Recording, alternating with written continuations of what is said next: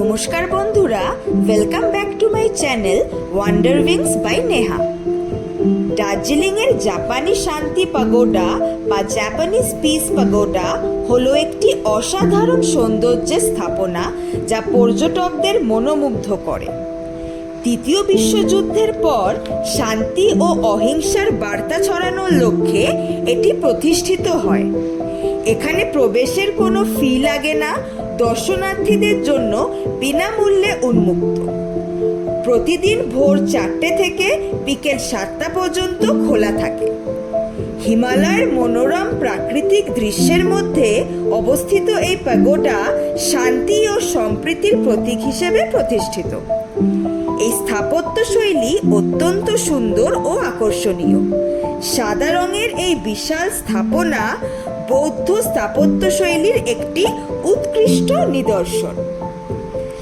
প্যাগোডার শীর্ষে একটি সোনালী স্তূপ রয়েছে যা সূর্যের আলোয় ঝলমল করে। এখান থেকে হিমালয়ের কাঞ্চনজঙ্ঘা সহ চারপাশের মনোরম দৃশ্য উপভোগ করা যায়। এটি একটি বিখ্যাত বৌদ্ধ স্মারক। এটি সমুদ্রপৃষ্ঠ থেকে 2100 মিটার উচ্চতায় অবস্থিত এবং দর্শকদের কাছে অত্যন্ত জনপ্রিয়।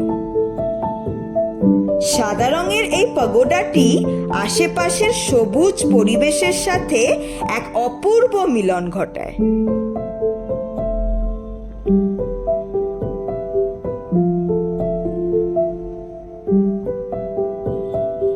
যাত্রাপথে প্রাকৃতিক সৌন্দর্য উপভোগ করতে করতে আপনি পৌঁছবেন এই শান্তি ও নির্জনতার স্থানে, যা আপনার ভ্রমণকে আরো স্মরণীয় করে তুলবে।